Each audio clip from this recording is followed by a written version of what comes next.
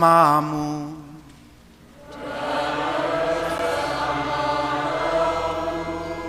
Inilah Injil suci menurut Matius.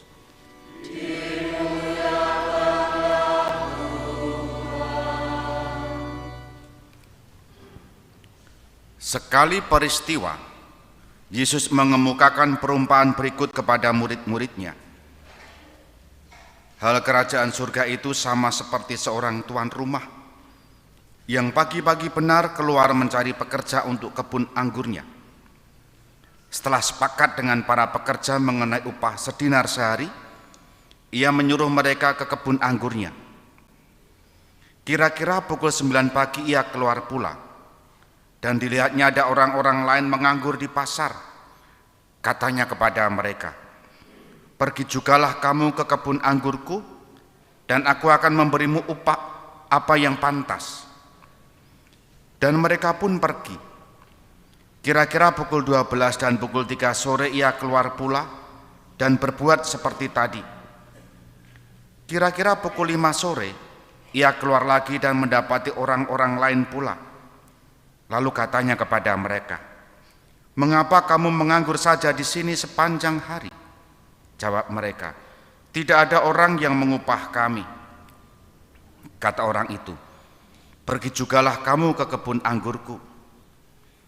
Ketika hari sudah malam, berkatalah tuan itu kepada mandornya, "Panggillah sekalian pekerja itu dan bayarlah upahnya mulai dari yang masuk terakhir sampai kepada yang masuk terdahulu." Maka datanglah mereka mulai yang bekerja kira-kira pukul 5 sore, dan mereka masing-masing menerima 1 dinar. Kemudian datanglah mereka yang masuk terdahulu. Mereka mengira akan mendapat lebih besar, tetapi mereka pun menerima masing-masing 1 dinar juga. Ketika menerimanya, mereka bersungut-sungut kepada tuan itu, katanya, "Mereka yang masuk paling akhir ini hanya bekerja 1 jam. Dan engkau menyamakan mereka dengan kami yang sehari suntuk bekerja berat dan menanggung panas terik matahari." Tetapi tuan itu menjawab salah seorang dari mereka, "Saudara, aku tidak berlaku tidak adil terhadapmu. Bukankah kita telah sepakat sedinar sehari? Ambillah bagianmu dan pergilah. Aku mau memberikan kepada orang yang masuk terakhir ini sama seperti kepadamu. Tidakkah aku bebas mempergunakan milikku menurut kehendak hatiku? Atau iri hatikah engkau karena aku murah hati?" Demikianlah orang yang terakhir akan menjadi yang terdahulu, dan yang terdahulu menjadi yang terakhir. Demikianlah sabda Tuhan.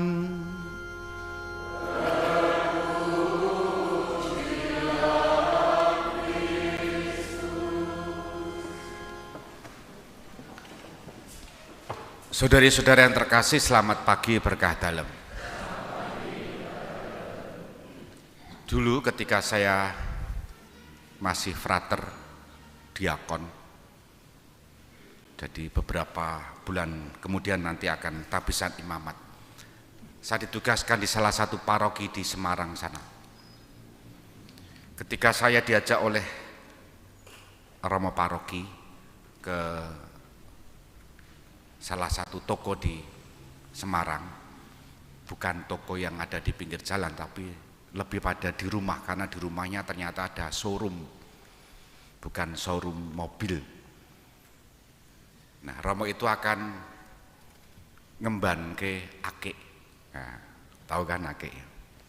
Jangan dipikir akiknya yang gede-gede itu ya, tapi mau ngembankan dengan emas. Oh, ternyata di rumah itu juragan emas.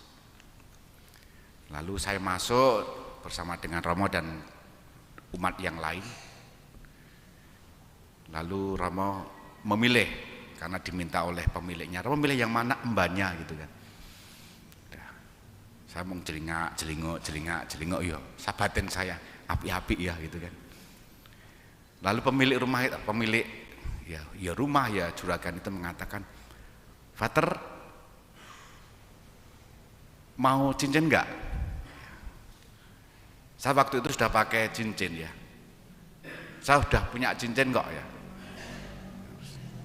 Enggak apa-apa, ambil saja. Wah, saya kan ya enggak enak ya, saya frater kan ya izin lah ya.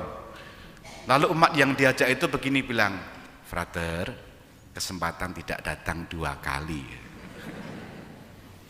Lalu saya kelecam-kelecam itu kan, kelecam-kelecam itu ya apa ya, malu-malu mau itu.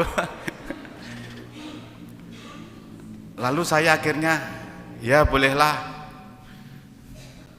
Lalu saya diberi, lalu tangannya dipas-paskan tuh ya, cocok ya. Pokoknya saya tidak pikir ini cocok atau tidak. Yang penting sama-sama seneng ya. Saya seneng, umat saya mengatakan kesempatan tidak datang 2 kali juga akhirnya meluluhkan hati saya. Lalu pemiliknya itu juga seneng kan memberi untuk saya. Nah ramenya juga bejamu gitu kan. Bejamu ya, bejo itu dewe-dewe ya, bejo itu dewe-dewe. Lalu kata-kata yang tadi dikatakan sampai sekarang pun masih ingat, dan beberapa kali saya ceritakan kisah ini. Mengapa? Karena saya tidak pernah ketemu pemilik itu sebelumnya, dan sejak itu sampai detik ini saya belum pernah ketemu lagi. Wong sing kaya ngopo, orangnya yang seperti apa saya pun tidak punya bayangan. Yang saya tahu rumahnya magrong-magrong seperti rumah sinetron gitu kan, gede besar. Jalannya apa saya juga lupa dan saya tidak pengen mencarinya. Tapi yang ingin saya katakan sederhana. Kata-kata kesempatan itu tidak datang 2 kali meluluhkan hati saya. Bapak Ibu pernah mendengar kata itu?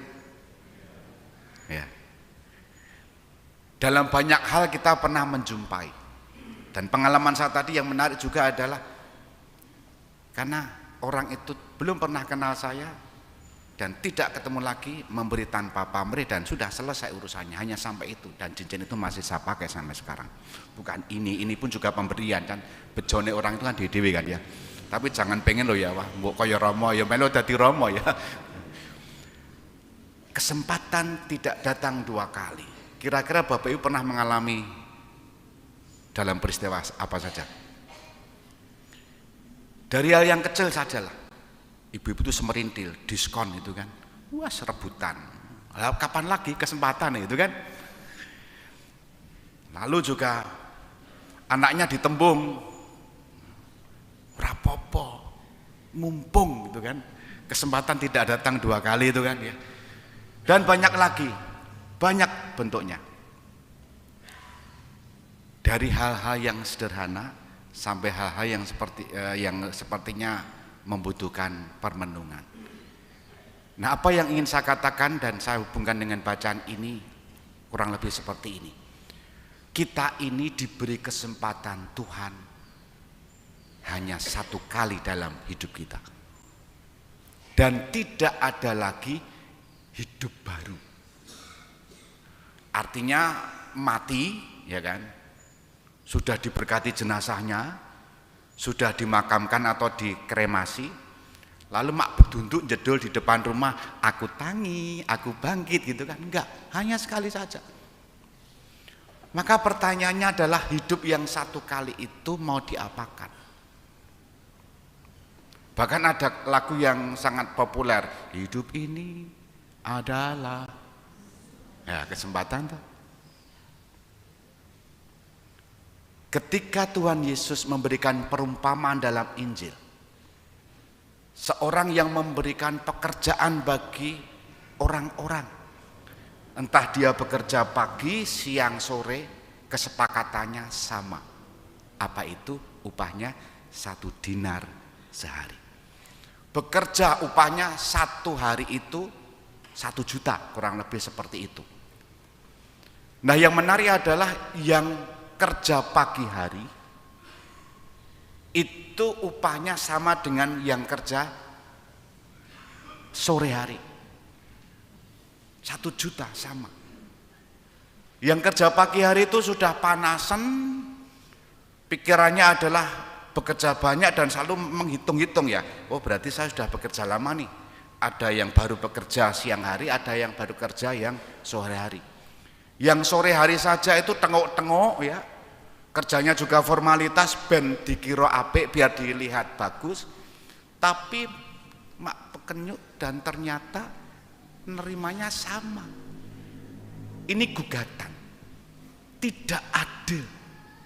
Dan ini pun juga dibantah oleh Yesus dalam perumpamaannya. Bukankah aku punya kehendak bebas untuk memberikan kepada para pekerja, karena sudah sepakat 1 dinar sehari. Saudara-saudari yang dikasihi Tuhan, pesan Injil hari ini mengingatkan kita semua. Ada banyak kesempatan yang Tuhan berikan kepada kita. Bentuknya macam-macam. Apakah kita satu mensyukuri itu? Barangkali kita punya kesempatan, sedang dalam punya kesempatan pekerjaan, komunitas, rumah tangga yang Tuhan berikan kesempatan yang bagus. Apakah itu disyukuri? Yang kedua, apakah kesempatan itu diisi, dihidupi dengan sungguh-sungguh, diperjuangkan, sehingga anugerah yang Tuhan percayakan kepada kita itu tidak sia-sia, sehingga pada gilirannya nanti kita tidak menyesal, wes kasep itu apa ya, sudah terlambat. Maka kadang rasa cemburu, rasa iri hati ini juga ada dalam diri kita tatkala melihat orang lain yang hidupnya lebih baik. Sudah kubela-belain melayani di gereja, ini kan banyak sekali kisah-kisah seperti ini. Sudah kubela-belain melayani di masyarakat, tetapi kok hidupku tak kunjung membaik. Lalu membandingkan dengan orang lain, mereka itu tidak pernah tampak di gereja, tidak pernah tampak di masyarakat, tapi kok hidupnya jauh lebih baik. Itu kan Tuhan tidak adil. Ini gugatan-gugatan yang bagi saya sangat manusiawi. Tetapi kita juga diingatkan dalam bacaan Injil, rancanganku bukan rancanganmu. Jangan disamakan. Tuhan kan bersabda pada kita hari ini dalam bacaan pertama itu kan.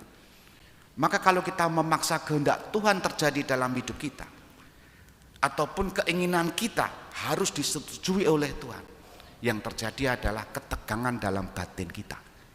Bahkan dalam hidup rohani kita pun kerap kali akan muncul pengalaman kekeringan, pengalaman ketidakberdayaan. Dan kembali kisah Injil terjadi dalam hidup kita. Tuhan tidak adil, karena halnya sama, kesempatan sama, kepercayaan sama, dan itu semua anugerah Tuhan. Kita mohon semoga kita diberi kemampuan pertama untuk bersyukur, yang kedua menggunakan dan memperjuangkan anugerah Tuhan. Kesempatan apapun, kesempatan yang baik yang Tuhan berikan dalam hidup kita.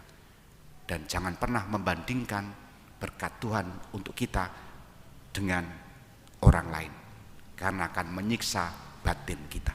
Kita hening sejenak.